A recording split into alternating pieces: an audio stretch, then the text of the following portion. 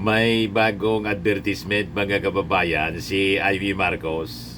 Tuluyan na niyang pinagkanulo yung kanyang pamilya. Sabi ni Ivy Marcos doon sa kanyang latest na political ads, hindi daw mga kababayan, Marcos ang namamahala, nagpapatakbo ngayon ng gobyerno, kundi Romualdez Araneta. Ako doon ako mga kababayan, yung puting ahas ni Maharlika mga kababayan, si Amy Marcos mismo. Kasi kung ano yung mga propaganda ni Maharlika laban sa ating Pangulong Bongbong Marcos, yun ngayon ang sinasabi ni Amy Marcos. Ang nagpapatakbo daw, hindi man Marcos, kundi Romualdez Araneta. Ganon katindi. Lalo mga kababayan, inilubog ni Amy Marcos yung kanyang sarili. Ako tingin ko po, tuluyan na itong matatalo at never na itong mananalo sa national position. Kasi pag natalo siya sa pagkasenador ngayon, dahil sa kanyang mga pinagagawa, kasumpa-sumpa po ang ginagawa ni Amy Marcos ngayon, di na siya magkakaulit. Pag natalo na pong senador, tuloy-tuloy na yan. Tapos na yung kanyang ambisyon na maging presidente or vice-presidente in the future. Babalik na lang siya sa Ilocos. Yan kung tanggapin pa siya sa Ilocos. Mag-migrate na siya sa Davao. But before natin pag-usapan yung bagong advertisement ni Amy Marcos mga kababayan, ngayon lang, copy-play lang niya mga kababayan. Dito muna tayo sa medyo pampagaan ng ating pakiramdam. Joke time portion muna po tayo. Padala po ni Mudang Ana. May isang babae, may po siya, may goiter po, medyo palaki ng palaki, kaya nagbakasakali, hindi man sa doktor magpa-check up, kundi pumuntang albularyo. Kasi magaling daw yung albularyo na ang pangalan po Jose. So nagpagamot ng kanyang goiter, dinasala ng albularyo at tinapala ng kung ano-ano yung goiter niya. Tapos nag-orasyon. Then afterwards, nang umuwi, napansin ng pasyente yung kanyang goiter lumubog, lumiit. Siyempre, tuwan-tuwa yung pasyente. After 2 days po, nawala yung bukol dito. Kaya lang napansin ng pasyente po, may umusling bukol dito sa batok niya.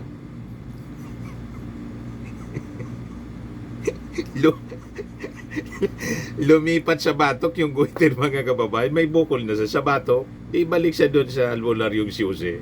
Nagreklamo, sabi naman po ni albularyong si Jose, pasensya ka na niya, hindi ko na kayang mapagaling yung yung goiter mo kasi malaki na talaga. Kaya niya, ginawa ko, nilipat ko na lang dito sa dito sa batok mo. Gawin mo magpahaba ka na lang ng buhok para nakatago.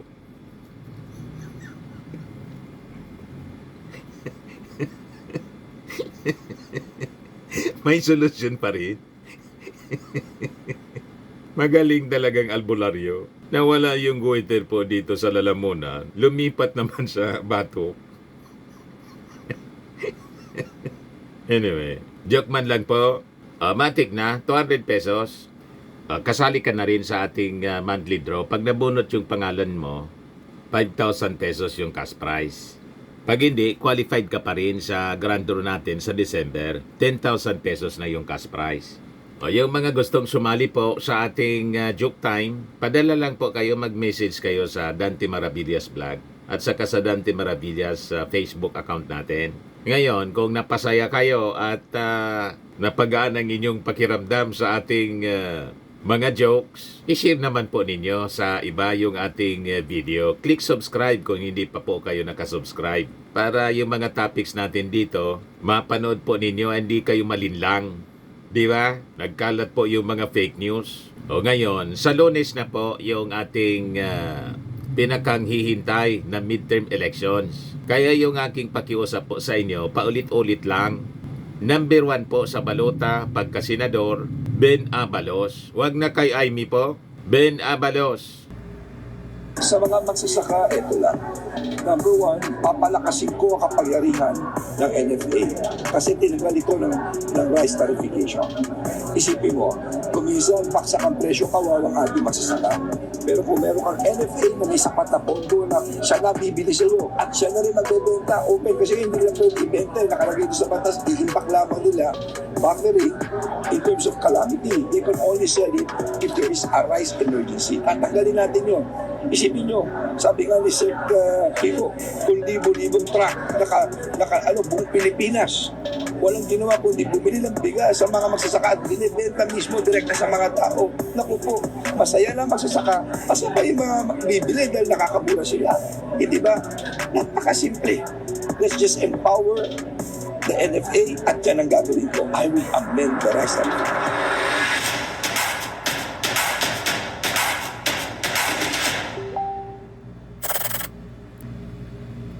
Liga ng mga barangay para sumuporta sa inyo. Nandito lang po kami sa likod ninyo, Senator Benhar Avalos. Ang kuryente natin ay pangalawa sa pinakamahal sa buong Asia. 20 years ago, pinindigan ko ito. Kung ako'y congressman, pumutol ako rito sa pagwis. The most overtaxed in the whole world ay ang kuryente natin.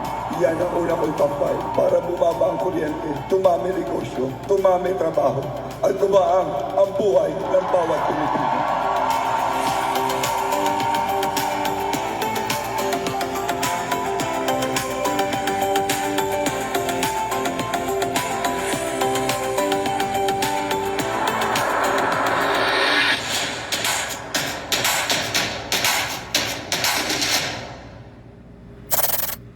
So balik tayo mga kababayan dito sa ating topic. Sabi natin kanina, tuluyan ang tinagkanulo ni Amy Marcos yung kanyang kapatid, pati yung kanyang pinsan. Galit siya sa Romualdez, tapos Araneta, kasi ang Romualdez Araneta daw ang siyang nagpapatakbo ng ating bansa. The same with the narrative ni Maharlika po, na ang ating Pangulo na tinatawag niyang kuting under ng kanyang asawang si First Lady Lisa Marcos, na siyang yun ang nagpapatakbo ng ating bansa. So, si Amy Marcos naniniwala sa propaganda ni Maharlika, lumalabas na ganon. Pero I think iba po ang katotohanan dito. Baka nga po, tama ang duda natin. Ever since yung mga naglilik na mga kung ano-anong kwento, ang source ng information ni Maharlika, si Amy, parehas po ang narrative nila. Yan masyado nang naging ampalaya po. Kontrabida sa buhay ng ating Pangulo. Itong si Amy Marcos. Not Marcos, sabi rito sa report ng ABS-CBN. Amy says, government now controlled by Araneta Romualdez. Siniraan na yung ganyang kapatid. Tuluyan ang siniraan yung ating Pangulong Bongbong Marcos dahil sa kakakampi niya kay Sara Duterte. Kasumpa-sumpang kapatid, mga kababayan. At itong ginawa niyang political ads, ang intensyon niya, i-post for the last hours ng kampanya ang kanyang kandidatura na dahil sa bulusok ng kanyang ratings, isinisi hindi sa kanyang sarili at pagkampi niya sa mga Duterte, kundi isinisi niya sa ating Pangulong Bongbong. Kaya sabi ni political analyst Ronald Llamas sa interview po ni Christian Isguera, ito anyang si Amy Marcos, dahil sa pagbagsak ng kanyang ratings, naghahanap lang ng taong masisisi. Parehong-pareho na po ng mga Duterte na yung kanilang mga kasalanan, mga kababayan, isinisisi sa ibang tao. Yung kanilang mga kaso na kinakaharap, sinisisi nila yung consequences ng kanilang maling aksyon sa ibang tao. O kanina pala mga kababayan, at tinupad din ni Sara Duterte na mag-appear po sa DOJ. Mamaya, iyon ang sunod nating kwento. Dito muna tayo, mga kababayan. Ito ang narrative, mga kababayan, ni Maharlika sa mga propaganda niya. Sa paninira niya sa ating Pangulong Bongbong Marcos after na hindi mapagbigyan yung agenda. Gustong imanipula ang mga desisyon ng ating Pangulo Saan ka nakakita? Vlogger ka lang. Pagkatapos, ikaw na yung gusto magdikta sa Pangulo. Kasi sabi mo, sinusuportahan mo yung mga Marcos. Ang isang supporter po, walang karapatan na magdikta. Pwede ka siguro mag-suggest. Pero kung ikaw na ang magdikta at pag hindi nasunod yung mga gusto mo, maninira ka na. Yan mga kababayan ang gawain ng isang masamang tao at manipulator. That is no mga kababayan sa ating sa isang matinong society. Hindi dapat pinapahintulutan ng ganyang uri ng pag-uugali.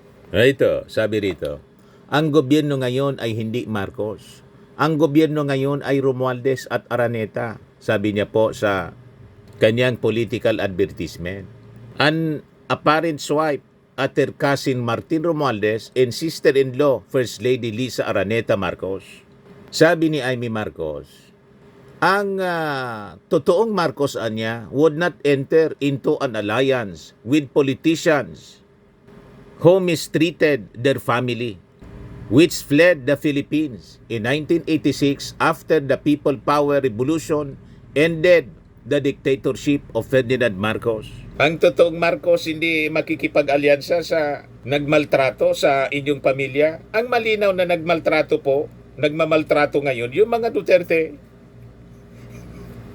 Yung pagbantaan, yung inyong tatay, napatay na, dinisrespect niya, desecration of the dead ang tawag. Gustong ipahukay ni Sara at itapon sa West Philippine Sea. Anong tawag mo doon kung hindi pagmaltrato?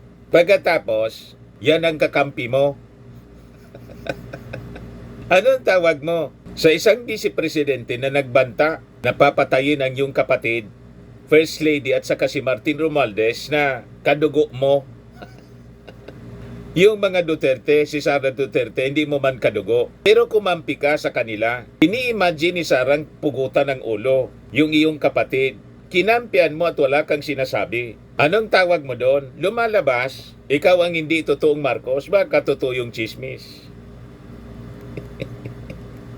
na kumakalat sa social media na ang tatay mo hindi man Marcos.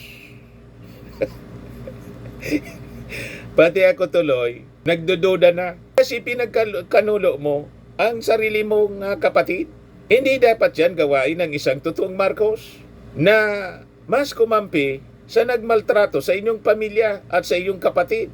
Itong mga pinagsasabi ni Amy Marcos, bumubuelta tulad ng mga statements ni Digong at ni Sara. Bumubuelta sa kanilang sarili.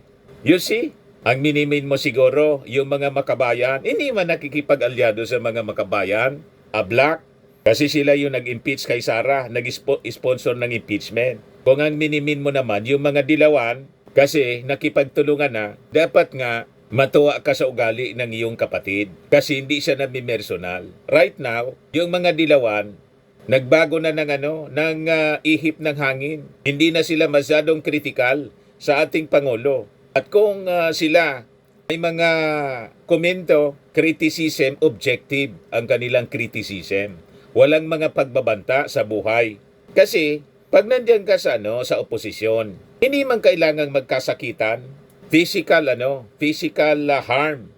Magbanta ng physical harm. Pwede naman na daanin sa pag-uusap at mga argumento, but never resort to physical harm. Pero yung kaibigan mo na tinitindigan mo, dinikitan mo ay Amy Marcos. Nangontrata na daw siya, no joke.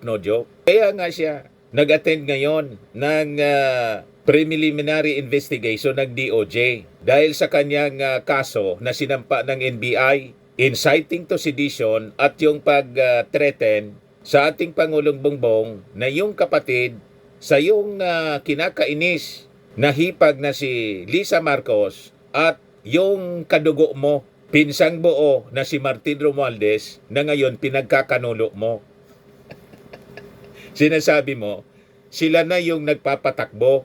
Malabo man po, nakikita ng ating mga mamamayang Filipino kung sino ang nagpapatakbo. And it is PBBM. Kumbaga si Lisa Marcos, normal, bilang asawa, First Lady, tumulong sa kanyang asawa tulad ng nanay mo na tumulong sa iyong tatay at buong sumuporta sa kanyang presidency. Ganun lang yon. At si Speaker Martin, nakikita ng ating mga mamamayan, siya talaga ang sumusuporta. Kaya nga ang description namin kay Martin Romualdez, ako personally, knight in shining armor sa Kongreso. Bakit? Tingnan ninyo, mga kababayan, may nag-attempt sa mga barkada, supporter ni Digong, si Cardema, nag-file ng impeachment. Buti na lang, si Martin Romualdez ang Speaker of the House na totoong sumusuporta ng buo sa ating Pangulo. What if mapalitan yung Speaker of the House? Kaya nga po, yung attempt ni GMA, natanggalin si Martin po, putit natunugan ka agad. Kaya galit na galit yung kaibigan mong si Sara Duterte. Kasi yung nadinig namin na plan B na supla. Kaya kayo nang gagalaiti. You see?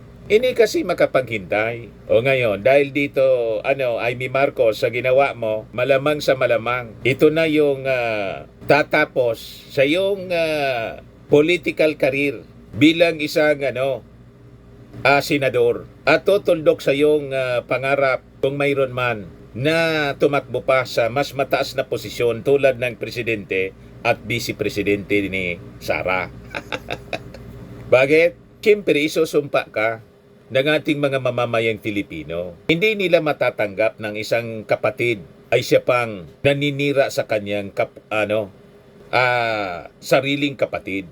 Ipagkanulo ang sariling kapatid, mga kababayan. Hindi yan tanggap sa ating kulturang Pilipino.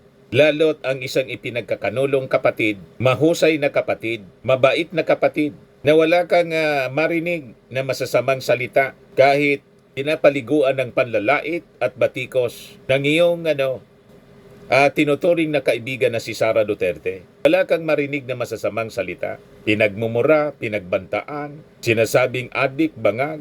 Wala kang marinig na masasamang salita. Sige lang ang kampanya para magtrabaho. Sige lang ang trabaho para maiangat ang buhay ng ating mga Filipino, mamamayang Filipino. Ngayon, siyempre, kampanya sa eleksyon, nandun siya sa pag-support sa kanyang mga kandidato. O ngayon, hindi na kayo sinama sa alyansa kasi imagine, kasama ka sa alyansa sana, pero nandun ka, kampi sa mga Duterte, edi tama lang na siniba ka sa alyansa. Hindi ka na minimensyon, tinanggal ka ng tuluyan. Ito po, masasama yung mga pananalita ni Amy. Hindi mo kakanin ang isinuka mo para lamang sa politika. Hindi ganyan ang ligasiya ng aking ama, sabi ni Amy Marcos. Imported na ang bigas, imported pa ang hostisya. Kaya malinaw ang gobyerno ngayon ay hindi Marcos. Ang gobyerno ngayon ay Romualdez at Araneta. Siyempre, mag-import muna ng bigas kasi hindi pa naayos masyado yung ating agrikultura na nineglect ng mga previous administration. Pero nandyan ang pamimili actively ng National Food Authority para makapagbenta at hindi malugi yung ating mga farmers, makapagbenta ng 20 pesos per kilong bigas. Yung sinasabi mo naman na imported na hostisya, isihin mo niyan si Digong kasi walang tiwala nung panahon niya yung mga pamilya ng mga na-AJK. Kaya final sa ICC, may kasalanan si Digong. Ito yung latest na political advertisement po ni Amy Marcos. Panoorin natin. Ang gobyerno ngayon ay hindi Marcos. Ang gobyerno ngayon ay Romualdez at Araneta. Payo ni VP, magpalit na raw ako ng apelyido. Sagot ko, Inday, hindi ko kailangan magpalit ng apelyido. Marcos ako. I'm me.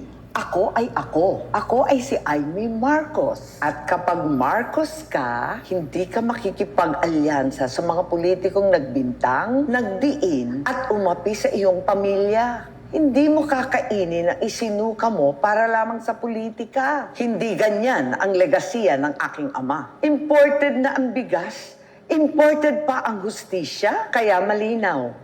Ang gobyerno ngayon ay hindi Marcos. Ang gobyerno ngayon ay Romualdez at Araneta. Kaya tandaan, ako ay ako. I'm me. Ay may isip, ay may salita, ay may gawa. Number 39 sa balota, Amy Marcos. May kulang, Amy tupak na rin. Kasi kung wala kang tupak, hindi mo yan gagawin, ipagkanulo mo sarili mong kapatid, sarili mong pamilya. At pati yung Romualdez na pinsang buo mo, nanay mo Romualdez, pagkatapos ganyan ka umasta. So tama lang si Sara nang sabihin, palitan mo na yung apelyido mo. Kasi dumikit ka sa mga Duterte. Siguro kung buhay pa yung tatay mo, baka kinastigo ka na noon. Di ba? Hindi hayaan ng tatay mo kung buhay pa yon, gaganunin mo ang kanyang junior, si Marcos Jr. Malamang sa malamang, baka pinalayas ka pa ng tatay mo. Ano ang nangyari sa iyo? Anong sumapi sa iyo? Sa bagay, alam natin, ang sumanib kay Amy, yung espiritu ng kadiliman. Kaya nga po, ayun na, kaitim na siya. Matindi yung impluensya ng espiritu ng kadiliman. Kaya nga tinawag na prophets. Ayan sabi ni Chis Escudero, huwag maniwalaan yan sa mga propeta ng kadiliman. Nung Semana Santa, sinisabi ni Amy Marcos sa hindi na ginagamit ngayon yung advertisement na yun kasi nag-backfire sa kanila. Binalot na daw ng kadiliman yung ating bansa. Ngayon, ang akala ni Amy Marcos sa paggawa nitong last political ads niya na ipi-play hanggang bukas na lang po yung kampanya. Pag Sunday, bawal na po, tahimik na. Ang akala niya, ipopost up niya ang kanyang kandidatura, lalo mong nilubog yung pagkatao mo. Pinakita mo lang, Amy Marcos, kung gaano nakasama ng iyong pag-ugali. Walang kapatawaran yan na ginagawa mo, Amy Marcos, sa mga Marcos supporters na nagmamahal sa iyong tatay at kay Marcos Jr. Tuluyan ka ng isusumpa at malamang ang mga susunod na mga national leaders na Marcos hindi manggagaling sa lahi mo. Di ba? Hindi manggagaling sa pamilya mo, kundi sa pamilya ng kapatid mo. Kasi yung pamilya ng kapatid mo, si Marcos Jr., matitino. Kaya yung damit mo, bagay sa'yo, black sheep ka. Tama? O ngayon, yung best friend niyang si Sara Duterte na nagbantang papatayin, yung kanyang kapatid, pumunta na po kanina sa Department of Justice. Ito yung balita. We expect due process, sabi ni Sara Duterte. BP Sara refutes charges in DOJ hearing. Nag-deny po. Paano ka makapag-deny sa pagbabanta mo? At yung inciting to sedition? Recorded yung lahat ng mga kabulastugan mo? Yan, mga pangiti-ngiti niya. Hindi man yan totoo po, mga kababayan, na masaya siya. Minamaskara, mga kababayan ni Sara Duterte, ang totoo niyang damdamin. Totoo niyan, hindi na siya makatulog, hindi mapakali kasi tambak na kaso ang kanyang kinakaharap. Kaya nga po, pag nag-speech siya doon sa kampanya, nung meeting di abansi ng PDP Laban, mababasa mo at makikita mo, pati sa tono niya, matindi po ang puot, ang galit. Sabi nga natin, mga kababayan, pag ang isang leader puno ng galit, puno ng puot, ineffective na siya. Inutil na siya, mga kababayan. Hindi na yan makakapagtrabaho ng maayos, makakapaglingkod ng maayos. Kita ninyo, wala nang ginagawa si Sara, kundi ang manira, magmura, magbanta. Imaginein mo na lang, pumunta ng Tondo, sabihan ba naman si Congressman Joel Chua na isaksakan niya mo itong nabihan yung isang kandidato. Ito niya yung mansanas, isaksak mo sa bibig ni Joel Chua hanggang mabilaukan mamatay.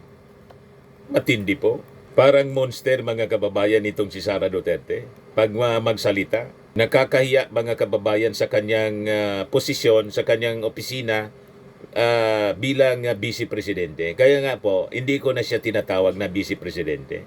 Hindi bagay na tawaging Vice Presidente. Never tayo nakakita ng Vice Presidente kahit sa ibang bansa na ganyan ang bibig, mga kababayan, kasalaula magsalita. Kasabi ng kanyang abogadong si Attorney Michael Poa, dati niyang spokesperson, we expect due process. That's the minimum. We expect due process, not just for the BP, Pero kahit sino na dumaan sa preliminary investigation sa DOJ, we can only expect due process. Sabi nga natin, mapalad kayo kasi binibigyan kayong due process. Yung mga na-AJK ng tatay ni Sara, walang due process. Wala na, lahat nakaluluwa. Si Digong may due process kasi pinampa ng kaso. Si Sara may due process. So you are expecting due process. So ganyan ang gobyerno ng ating Pangulong Bongbong. Binibigyan ng due process ang lahat. O ngayon, ikinaso ni Kuan sa Ombudsman, nireklamo sa Ombudsman yung mga top officials ng ating Pangulo, si Rimulya, magkapatid na Rimulya, si General Torre, si General Marbil, dahil sa pagka-aresto kay Digong. Sabi ni Rimulya, that's welcome niya. That is part niya of due process. O di ba? So during the hearing, Duterte's lawyer filed her counter affidavit and the DOJ prosecutor administered the oath on the Vice President. Attorney Paul Lim, Duterte's counsel, said that Duterte made good on her promise to attend and refute the charges by filing her counter affidavit. Gustong ipakita ni BP Sara na talaga namang totoo pa rin niya yung sinabi niya noon, na harapin niya yung mga paratang laban sa kanya. At ito na nga yung pagkakataon na yun. Kauna-unahang araw ng preliminary investigation, siya ay nagpakita agad at nagbigay ng kanyang counter affidavit. Of course, wala na kasi siyang choice kundi pumunta. Pag hindi, tuloy-tuloy pa rin yung kaso sa kanya hanggang mapunta sa korte at matulad siya kay Pacquiao. Di ba? Kinaladkad mga kababayan si Pacquiao ni General Torre. Dumadaan sa tamang proseso. Umarap siya, hindi siya umarap, tuloy ang asunto. At sabi nga natin, itong asunto mga kababayan ay dahil sa kanyang pagbabanta. Kung hindi siya nagbanta, sarili niyang kagagawan po. Kung hindi siya nagbanta, wala siyang kaso. Pero sabi sa mga previous interview ni Sara, hindi man niya ako nagbanta. Ganon. Malinaw na no joke. Pagkatapos, after several days, hindi man, sila man na niya nagsabi ng ganyan, nagbanta ako. Napapatayin si. You see? Ito po. Nag-file na po ang ating Vice President. Nagsubmit na po siya ng kanyang counter affidavit laban din sa complaint na inihain ng NBI. Okay lang ba sir malaman yung laman? We will not discuss na po muna yung aming defenses, so we don't want to preempt. And out of due respect na rin para po ma-appreciate ng walang mga outside influence ng mga prosecutors. Last na po, kung alam si Vicky ngayon na hindi naman ina-expect, may minong reason po. Consistent lang naman po ang ating Vice President. Parati naman po yung sinasabi noon na haharapin naman talaga niya sa mga tamang venue, yung mga binabatong mga accusations laban sa kanya, which ginawa niya today. Kailangan talaga niyang harapin. Wala siyang choice kundi harapin po ang lahat ng mga kaso na sinampa sa kanya dahil sa kanyang mga pinagagawa na pagbabanta. At itong ating programa mga kababayan, atid sa inyo nitong ating mga sponsors. Firmax Firming and Lifting Cream. Pinapay po sa mga pulses in affected area. Mainam po ito sa mga pains at paninigas ng mga kaso-kasuan. Ito sa mukha naman yung application, anti-aging, Automax po siya. Ito ay Glow 60 mga kababayan. Whitening po siya. Made in South Korea. Ito naman po, Nengxia Red Mix Fruit Drink. Gawa po siya sa goji berry. May anti-cancer properties po siya. At sa mga naghanap po ng malinis and spacious fitness gym, pumunta lang po kayo sa aming Colossal Fitness Gym. May Grab car rental din po kami. At bills payment po sa aming office. At saka sa mga mahilig po sa mga imported bags, manood po kayo sa live selling ni Madam Aileen Rosales sa kanyang Aileen Closet po.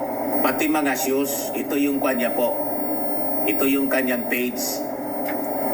Kita ninyo, napakagandang mga online selling po siya. si Madam Eileen Rosales. Cellphone number niya po 773-798-7816.